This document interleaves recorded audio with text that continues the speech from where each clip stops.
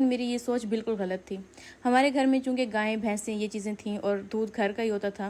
ایک بار میں اپنے بچے کو دودھ پلا رہی تھی اور وہ پینے سے انکار کر رہا تھا، تو وہ دودھ میں نے پی لیا، اور میری خالہ نے اتنا تماشا کیا کہ اب مجھے پتہ چلا کہ دودھ کہاں جاتا ہے۔ میں تو سمجھتی تھی کہ کوئی بلی آ کر پی جاتی ہے یہ وہ۔ پھر اچانک ایک دن ایسا ہوا کہ میں اپنے کمرے میں تھی اور میرا کمرہ کسی نے لاک کر دیا۔ 2-3 دن میرا کمرہ لاک رہا۔ میں بہت چیخی چلائی، میں نے کھلوانے کی کوشش کی، لیکن میرا کمرہ کسی نے بھی نہ کھولا۔ کھانے کے ٹائم پر میرے کمرے کا دروازہ کھول کر مجھے کھانا دے دیا جاتا اور کمرہ دوبارہ سے بند ہو جاتا۔ اور پھر 3 دن بعد اچانک سے مجھے گھر سے بہت سارے لوگوں کا شور شرابہ آنے لگا، اور پتہ یہ چلا کہ ایک جرگہ بٹھایا گیا ہے۔ جرگہ اس بات پہ بٹھایا گیا ہے کہ جو میرا شوہر تھا اس نے میری ماں کا دودھ پیا تھا۔ اب اس بات کی گواہی دینے کے لیے علاقے کی کچھ بوڑھی خواتین کو اکٹھا کیا گیا، جو کہ یہ گواہی دے رہی تھی کہ ہاں ہمیں تھوڑا بہت یاد ہے، ہاں ایسا ہوا تھا، دودھ پلایا تھا۔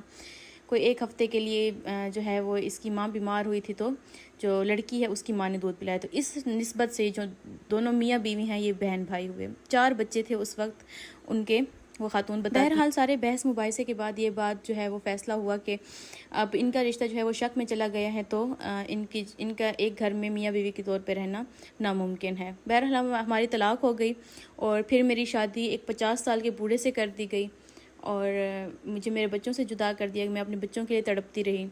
پھر میری جب خالہ کا انتقال ہوا تو اب میری زندگی ختم ہو چکی ہے، اور میں بڑی مشکل سے اپنے بچوں سے دوبارہ مل پائی ہوں۔ تو یہ ایک خاتون کی کہانی تھی جنہوں نے ایسے حالات گزارے ہیں کہ ہم لوگ سوچیں تو ہماری روح کانپ جائے۔